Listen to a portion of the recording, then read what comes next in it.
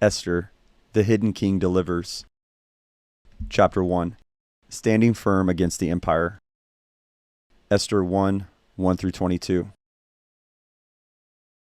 Now it came to pass in the days of Ahasuerus, this was the Ahasuerus who reigned from India to Ethiopia over 127 provinces. In those days when King Ahasuerus sat on the throne of his kingdom, which was in Shushan, the citadel, that in the 3rd year of his reign he made a feast for all his officials and servants, the powers of Persia and Media, the nobles and the princes of the provinces being before him. When he showed the riches of his glorious kingdom and the splendor of his excellent majesty for many days, 180 days in all. And when these days were completed, the king made a feast lasting 7 days for all the people who were present in Shushan, the citadel, from great to small, in the court of the garden of the king's palace. There were white and blue linen curtains, fastened with cords of fine linen and purple on silver rods and marble pillars. And the couches were of gold and silver, on a mosaic pavement of alabaster, turquoise, and white and black marble. And they served drinks in golden vessels, each vessel being different from the other, with royal wine in abundance, according to the generosity of the king. In accordance with the law, the drinking was not compulsory, for so the king had ordered all the officers of his household, that they should do according to each man's pleasure. Queen Vashti also made a feast for the women in the royal palace which belonged to King Ahasuerus. On the 7th day, when the heart of the king was merry with wine, he commanded Mehuman, Biztha, Harbona, Bigtha, Abagtha, Zethar, and Carcass, 7 eunuchs who served in the presence of King Ahasuerus, to bring Queen Vashti before the king wearing her royal crown, in order to show her beauty to the people and the officials, for she was beautiful to behold. But Queen Vashti refused to come at the king's command, brought by his eunuchs. Therefore the king was furious, and his anger burned within him.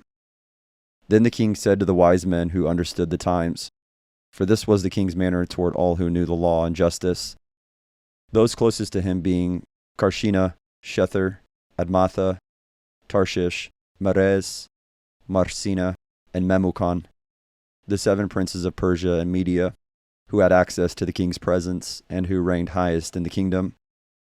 Quote, what shall we do to Queen Vashti, according to law, because she did not obey the command of King Ahasuerus brought to her by the eunuchs? End quote. And Memucan answered before the king and the princes, quote, Queen Vashti has not only wronged the king, but also the princes, and all the people who are in the provinces of King Ahasuerus. For the queen's behavior will become known to all women, so that they will despise their husbands in their eyes when they report, King Ahasuerus commanded Queen Vashti to be brought in before him, but she did not come. This very day the noble ladies of Persia and Medina will say to all the king's officials that they have heard of the behavior of the queen. Thus there will be excessive contempt and wrath. If it pleases the king, let a royal decree go out from him, and let it be recorded in the laws of the Persians and the Medes, so that it will not be altered, that Vashti shall come no more before King Ahasuerus, and let the king give her royal position to another who is better than she. When the king's decree which he will make is proclaimed throughout all his empire, for it is great, all wives will honor their husbands, both great and small. End quote. And the reply pleased the king and the princes, and the king did according to the word of Memucan. Then he sent letters to all the king's provinces, to each province in its own script, and every people in their own language, that each man should be master in his own house, and speak in the language of his own people. If it please the king, let a royal order go out from him, and let it be written among the laws of the Persians and the Medes, so that it may not be repealed, that Vashti is never again to come before King Ahasuerus, and let the king give her royal position to another who is better than she. Esther 1:19. Imagine living life teetering on an unstable perch in a hostile world, while trying to perform a difficult task. This is the metaphor that dominates the classic film, The Fiddler on the Roof. The main character, the Russian Jew Tevye, explains his life in these terms. A fiddler on the roof.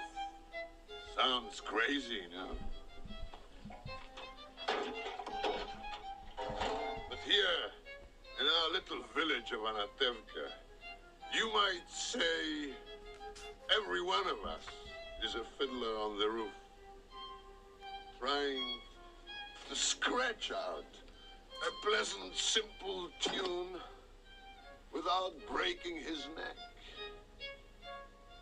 It isn't easy.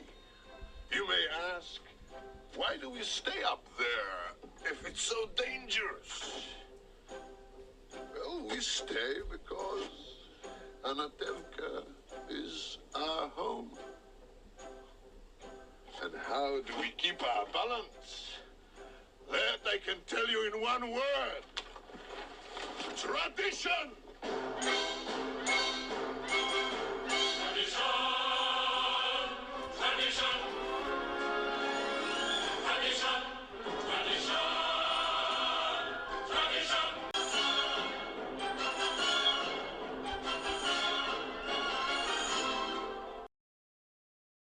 The image of the fiddler on the roof applies to the Jews in Persia in Esther's time just as much as it does to early 20th century Russian Jews. They were not like those who lived around them, and they knew that their overlords could not be trusted. The Persians held all the power in their hands, and the Jews had none. Even though these Jews had been born in Persia, they were exiles far from their homeland, surrounded by strangers. Their property could be seized, or their life ended in a moment on the whim of some petty bureaucrat.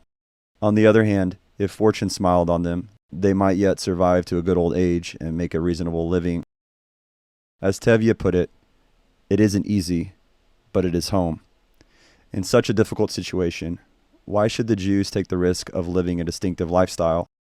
Why not just give in to the empire's demands and allow themselves to be assimilated and become invisible? To reverse the old Japanese proverb, quote, "The nail that does not stick out is much less likely to get hammered," end quote. But is that the right way of putting it, if fortune smiled on them? Wasn't there a God in heaven, a God who had committed himself to the Jewish people in an ancient covenant? Didn't he take care of their forefathers when they were strangers and aliens in a land not their own? Didn't he bring them out of Egypt with a strong hand and a mighty arm? Wouldn't he look after his own people even in the midst of this present darkness? Or would he? After all, it had been a long while since that wonderful story of the crossing of the Red Sea, and why would he deign to look down on ordinary folk, eking out very ordinary lives in distant Persia? They couldn't see this God. They hadn't heard from him lately, and in any case, they were living miles from the land he called his own. Did this invisible God still have what it takes in terms of power and interest to reach out and touch their lives? When we think about it in these terms, it becomes clear that the situation of Tevye and that of Esther are not so far distant from ours as we might first have thought. We may not personally face direct persecution based on our nationality or our faith, although many of God's people today in different parts of the world are confronted with exactly such a reality. However, we too are strangers in the land in which we live, called to be in the world, but not of it. We may be citizens of the country in which we live, yet we are in a profound sense the subjects of a different king, with loyalties and allegiances different from those of our neighbors. Sometimes that difference doesn't seem particularly important. We are all part of the same community, yet at other times it becomes painfully clear that we are not operating under the same management as those who live all around us. In a pluralistic society, we too face the struggle to stand for our primary allegiance, and in a culture where those who stand for truth regularly find themselves getting hammered, it isn't easy, but it is home. What is more, we too struggle with the invisibility of God. The God who can part the Red Sea and raise Jesus from the dead does not choose to exercise that same power very often in our experience. We struggle when the goals and dreams we had for our lives are trampled underfoot by circumstances, even though perhaps they were good and godly dreams that God could have easily brought to fruition. Tevye dreamed of being a rich man and wondered what cosmic scheme of God's would have been ruined if he had been given a better life. Perhaps all we ever wanted, though, was to be happily married, or to have children, or to raise those children. But God didn't bring that dream to fruition. Perhaps our heart's desire was to serve God in a full-time ministry, or to see our dearest friend come to faith in Christ, but it never happened. We cried out to God, asking what cosmic scheme would be disrupted by answering our prayers, but there was no response. God remained hidden, his will inscrutable. Like the Jews of Esther's time in the Russian diaspora, we too may find ourselves, fiddlers on the roof, struggling desperately to keep our balance in a confusing world. The twin temptations, assimilation and despair. We can relate then to the two primary temptations that the Jews faced in Esther's day. On the one hand, the power of the pagan empire was intensely visible and tangible. They heard it daily in the footsteps of the marching soldiers and the rumble of chariot wheels. They saw its opulent wealth and absolute control of the details of life. They smelled its power in the incense offered in 100 state-sponsored pagan temples all around them. Why not just give up the distinctive motto, quote, "We are God's covenant people," end quote, and be assimilated into the crowd? That was the goal of the Persian Empire. In the science fiction series Star Trek: The Next Generation, there was a particularly nasty opponent of the Federation called the Borg, who operated by incorporating their enemies into the collective and extracting from them whatever was of value. Their slogan was, "Resistance is futile, you must be assimilated." In just the same way, the Persian Empire sought to assimilate the various peoples that inhabited their territory into a single entity. What made the temptation to assimilation particularly pressing was the fact that most of the really enthusiastic, quote-unquote, "as for me and my house, we will serve the Lord" people among the exiles had left and returned to Jerusalem at the time of Cyrus's decree in 538 BC, or during the generation that followed. Now, more than 50 years after that event, those who remained in Susa, the Persian capital, were strongly tempted to settle into a comfortable, perhaps too comfortable, coexistence with the generally benign autocracy that surrounded them. Exile had been kind to them. They had come to terms with the powers of the day and had forgotten that the pagan environment in which they lived was always at least potentially hostile and could never be trusted. They had forgotten that the powers that be were fickle masters who could easily turn against them. If assimilation was one temptation that faced the people of Esther's day, then despair was surely another. They were surrounded by a fickle, all-powerful empire that might well turn out to be antagonistic, and they followed a God whose ways were often inscrutable, invisible, and mysterious. What then could keep them from despair? As the Borg realized, despair and assimilation are closely related. The reason they constantly repeated the "resistance is futile" slogan is that those who have given up hope are easily assimilated. How then could the Jewish exiles hold on to hope and faithfulness in the midst of a hostile pagan environment? How can we hold firm in the face of the trials and disappointments of our lives? As Tevye discovered, as the movie Fiddler on the Roof unfolded, something more than the answer, quote-unquote, tradition would be necessary to maintain a distinctive community. To the twofold temptation to assimilation and despair, the Book of Esther offers a twofold answer. In the first place, it satirizes the empire, mocking its claims to power and authority. Satire takes the object of fear, the authority, and makes fun of it, showing its ridiculous side. The book is meant to make us laugh. For oppressed and powerless people, satire is a key weapon, cutting the vaunted splendor of the empire down to size. Dictatorships and totalitarian states had never had much of a sense of humor when it comes to their sense of self-importance. Books like Animal Farm, in which George Orwell depicted and parodied the Soviet system of government, swiftly find themselves being banned by the empire because it fears the power of satire. If the people once perceive that the emperor indeed has no clothes, then the empire's power to command obedience and instill fear is broken. The one who is able to laugh in the face of the Borg will never be successfully assimilated. Satire is thus a powerful antidote to despair. The Book of Esther shows us that the great empire is not run by fearsome giants after all, but by petty bureaucrats. The ruling class of Persia is depicted not so much as the Magnificent Seven, but more like Ahasuerus and the Seven Dwarfs. The second approach the Book of Esther takes is to show us that God is often at work in this world in an entirely different mode from, say, the events of the Exodus.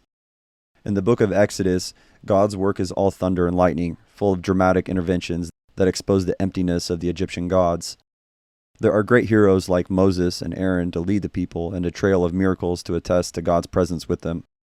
In the book of Esther, however, we see God working invisibly and behind the scenes. Here there are neither dramatic miracles nor great heroes. just apparently ordinary providence moving flawed and otherwise undistinguished people into exactly the right place at the right time to bring the empire into line and to establish God's purposes for his people. God is not mentioned by name anywhere in the book. However, when it comes to a conflict between the empire of Ahasuerus and his dwarfs on one side and the kingdom of the almighty invisible God on the other, there is only one possible outcome. Lifestyles of the rich and fatuous. The book of Esther begins by introducing us to the great empire of Ahasuerus.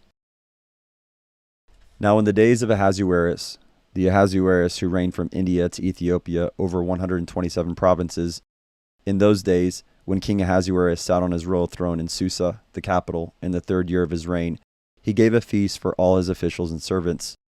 The army of Persia and Media and the nobles and governors of the provinces were before him, while he showed the riches of his royal glory and the splendor and pomp of his greatness for many days, 180 days. And when these days were completed, the king gave for all the people present in Susa, the citadel, both great and small, a feast lasting for 7 days in the court of the garden of the king's palace. There were white cotton curtains and violet hangings fastened with cords of fine linen, and purple to silver rods and marble pillars, and also couches of gold and silver on a mosaic pavement of porphyry, marble, mother of pearl, and precious stones. Drinks were served in golden vessels, vessels of different kinds, and the royal wine was lavished according to the bounty of the king. And drinking was according to this edict. There is no compulsion. For the king had given orders to all the staff of his palace to do as each man desired. Queen Vashti also gave a feast for the women in the palace that belonged to King Ahasuerus. Esther 1:1-9. This Ahasuerus was no teacup tyrant. He ruled 127 provinces from India to Ethiopia, from sea to shining sea. What is more, Ahasuerus knew how to throw a party, a 6-month-long event for his military leaders, his princes, and his nobles, all of the power brokers of the kingdom. Anyone who was anyone was there. There were marble pillars and hangings of white and violet linen in the gardens, couches of gold and silver, even mosaic pavements made of costly materials. The very ground on which the guests walked and the seats on which they sat were made of things that other hosts would have kept safely locked away as precious treasures.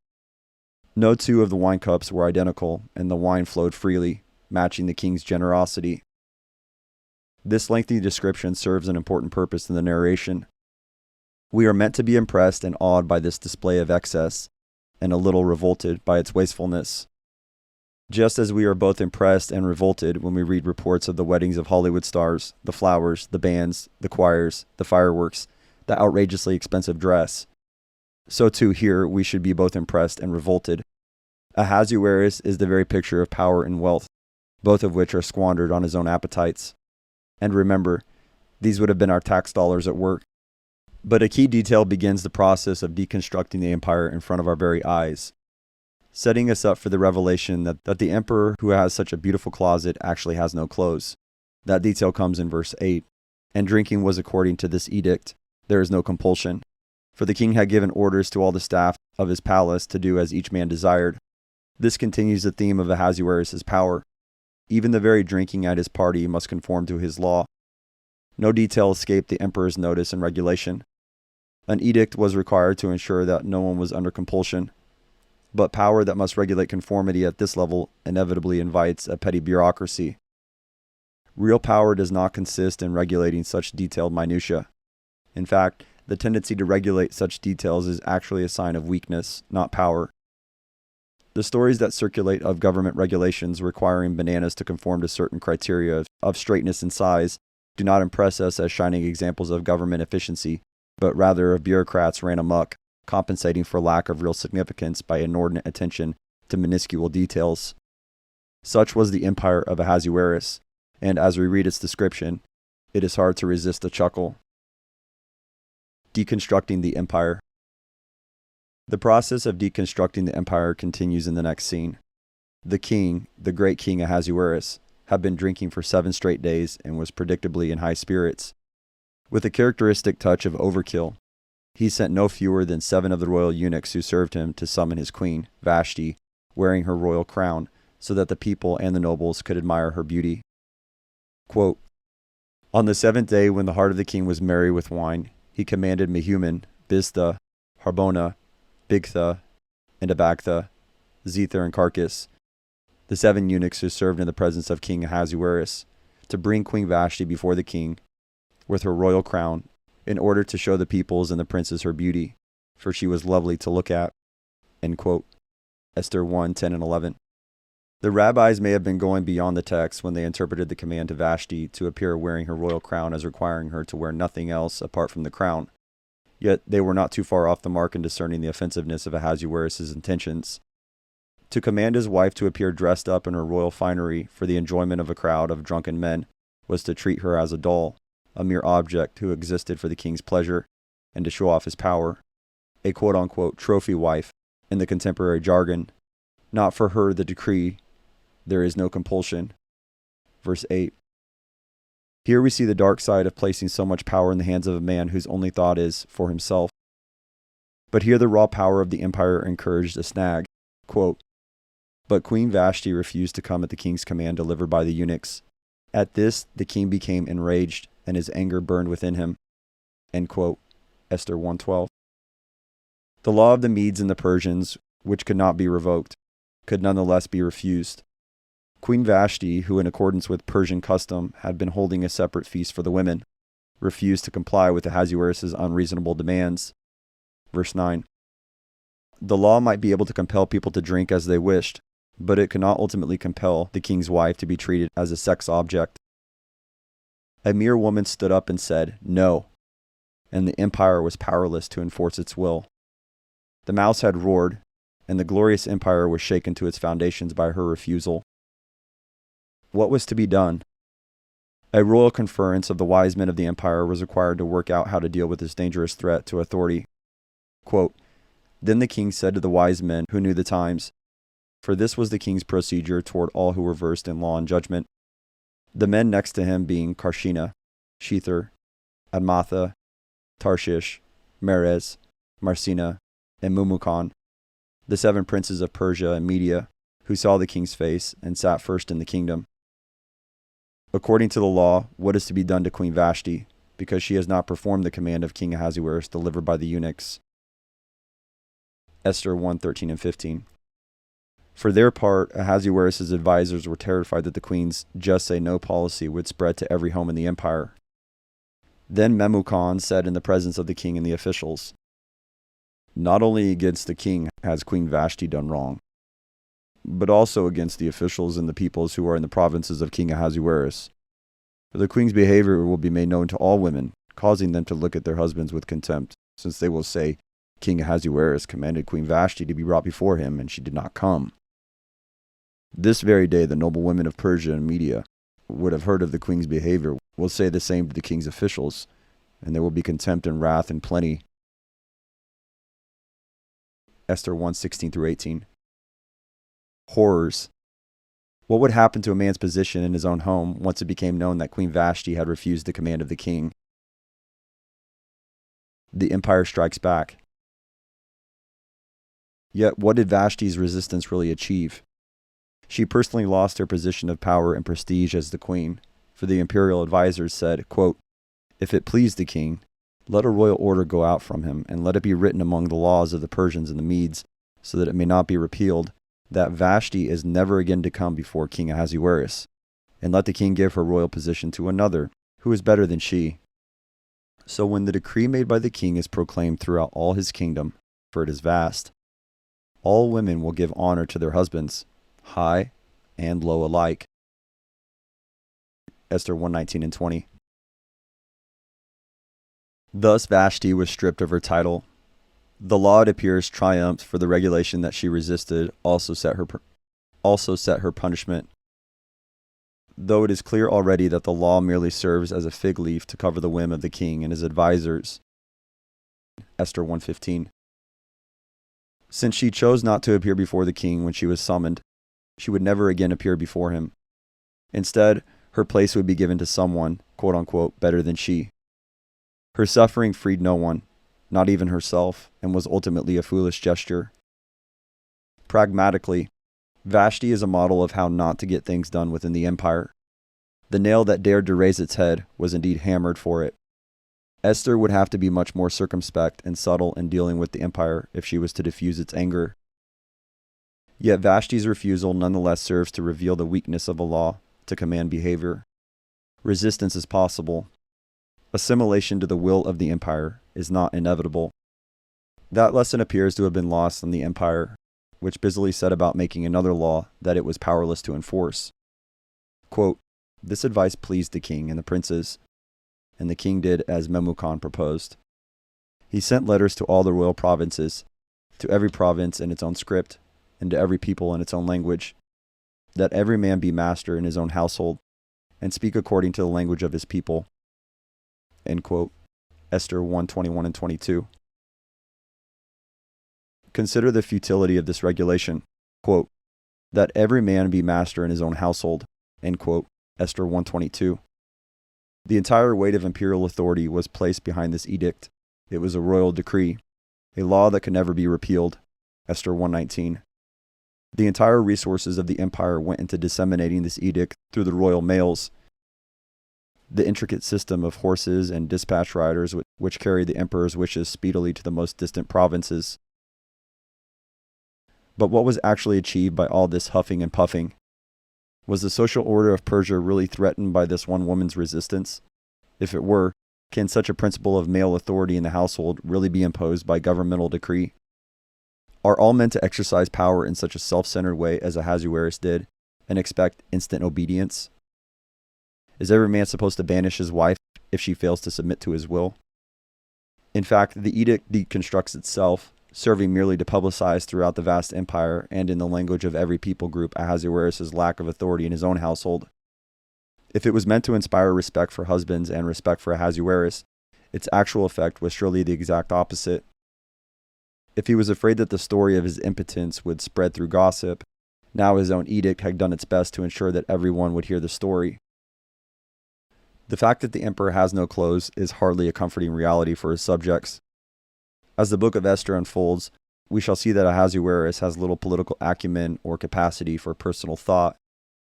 His decree concerning Vashti is symptomatic of a more general weakness in his character.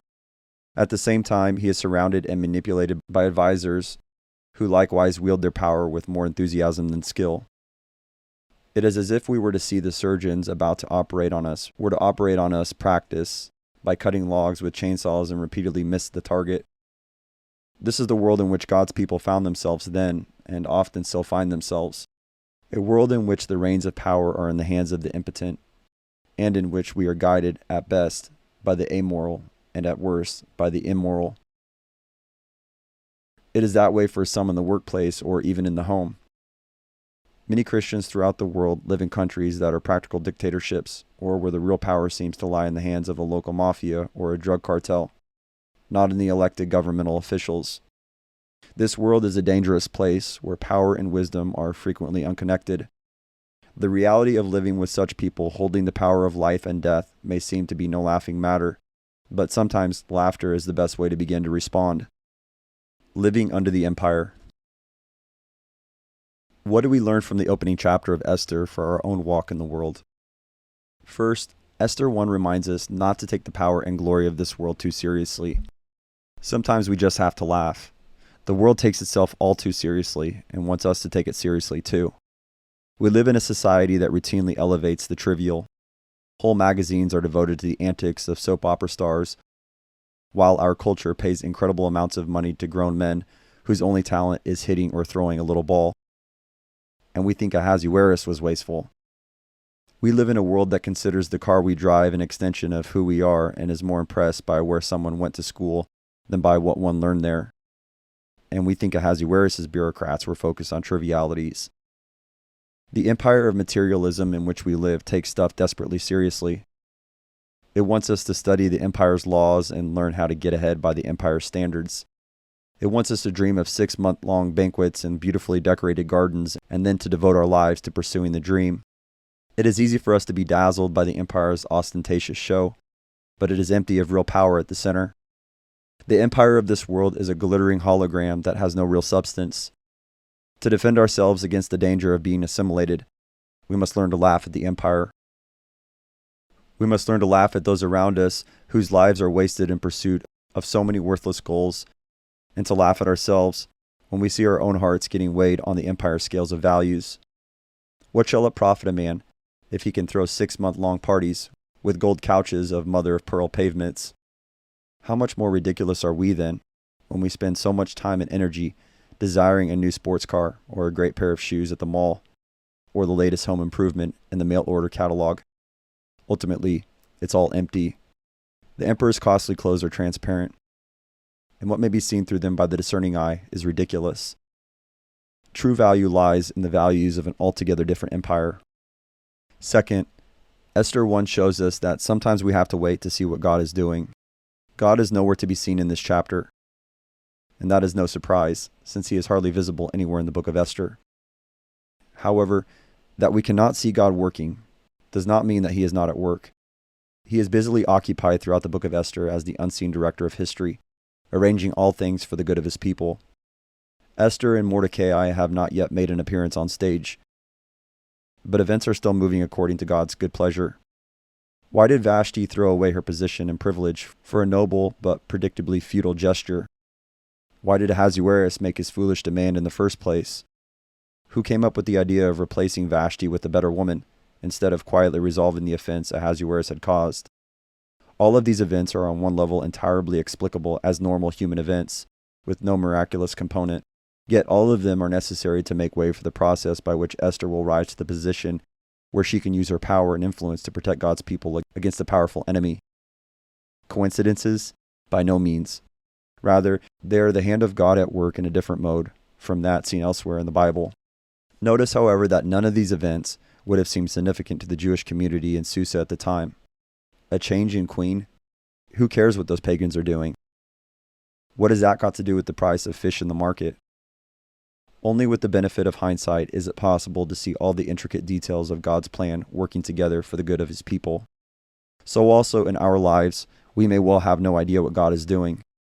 He may seem hidden and remote, refusing to answer our prayers and to give us what we so earnestly ask of him. Wait. The end of our story has not yet been told. And who knows how the pieces of the jigsaw that at the present seem to have no logical connection with one another will ultimately come together. Even though we cannot see God acting, it does not follow that he is not doing anything. God's work is not all slam-bang action. Sometimes it is a quiet faithfulness to his promises in the seemingly ordinary providences of life, bringing about in the hearts of his people what he has purposed. Third, this passage shows that God's kingdom is not like the empire of Ahasuerus. The book of Esther repeatedly invites us to compare and contrast the kingdom of God and the empire of Ahasuerus. There are superficial similarities between the two kingdoms, but in each case, they hide deeper differences. The Lord, too, is a great king whose decree cannot be challenged or repealed. His sovereignty governs all things, great and small. He must be obeyed, or we will certainly suffer the consequences. Yet his law is beneficial for men and women, unlike the drunken meanderings of a man at the mercy of his shrewd counselors. God doesn't use people for his own purposes as if they were disposable commodities. Rather, he graciously invites them into a loving relationship with himself. His kingdom grows and does its work not through the outwardly powerful and attractive, but rather in hidden but effective ways. For that reason, Jesus compares the kingdom of God to the growth of a mustard seed, or to the work of leaven. It starts small and hidden, but it achieves its goals nonetheless. Matthew 13:31-33. Big is not necessarily beautiful in God's service. The theme of the Messianic banquet provides another point of comparison and contrast between the kingdom of God and the empire of Ahasuerus. The Lord, too, has prepared a sumptuous banquet for his people on the last day. But when God summons his bride, the church, to his banquet, he does so not to expose her to shame, but to lavish his grace and mercy upon her. He does not force sinners to come unwillingly to his feast, but gently woos them and draws them to himself. We can see why Queen Vashti was reluctant to appear before Ahasuerus, but who would refuse such a wonderful invitation from God to experience life in all its fullness? There is nothing noble about refusing to appear in the presence of such a good and gracious God. On the contrary, it is the height of folly and ingratitude. Have you heard and responded to his call to come? If not, then you too, like Vashti, are doomed to be banished from his presence forever. Why would you choose to die? Why not lay down all your resistance and come to the feast? This is all the more the case when we consider what Christ has done for his bride. Far from regarding her as a beautiful object existing solely to feed his pride and pleasure, he took one who was by nature completely unattractive and gave himself for her, laying down his own life for his people. It was while we were still dead in our transgressions and sins that Christ gave himself for us, his life as a ransom for the ungodly. Everything we have, even the very righteousness in which we are clothed to appear before God, comes from his good hand. How can our hearts not be touched again with fresh love for a king who has loved us so freely and so graciously? With such a husband calling us, why would we not be delighted and overjoyed to come at his bidding? A king who has done so much for us can surely ask any level of obedience from us in response. Indeed, this is how the Lord establishes male headship in the home. Like King Ahasuerus, God too decrees that men should lead their homes. But the differences are far more pronounced than the similarities. His decree is not an empty and futile gesture. For men who follow Jesus, headship can never be merely the exercise of raw power as it was for Ahasuerus. Such so-called headship, which simply uses the term as an excuse for domineering control, is a far cry from the biblical model. On the contrary, Christian male leadership in the home and in the church is established and rooted in Christ's self-sacrificing love for his bride. The obverse of the coin inscribed, "Wives, submit to your own husbands, as the church submits to Christ," is the motto, "Husbands, love your wives, as Christ loved the church and gave himself up for her." Husbands, love your wives, as Christ loved the church and gave himself up for her. Ephesians 5:22-25. This is what true love is. Not husbands using their wives as objects to meet their needs and satisfy their desires, but rather giving themselves up for their wives, gently leading them to fulfill their gifts and godly aspirations. The gospel truth of God's love for us is the foundation for new minds that delight to submit to his ordering of creation. If Christian husbands were more like Christ and less like Ahasuerus, then perhaps we would find our wives more ready to submit to our leadership. If Christian husbands were more like Christ and less like Ahasuerus, then perhaps we would find our wives more ready to submit to our leadership. Who then is your real king, and to whom is your heart committed? The empire wants to make us its slave. It wants to assimilate us into the ways of its thinking. It offers us glittering prizes for compliance to its ways, a quote-unquote successful life, according to its own definitions. Have you been enticed and trapped? Flee from these things to the kingdom that is solid and substantial, the kingdom that Jesus Christ came to establish. Learn to laugh at the emptiness of the empire's priorities and edicts.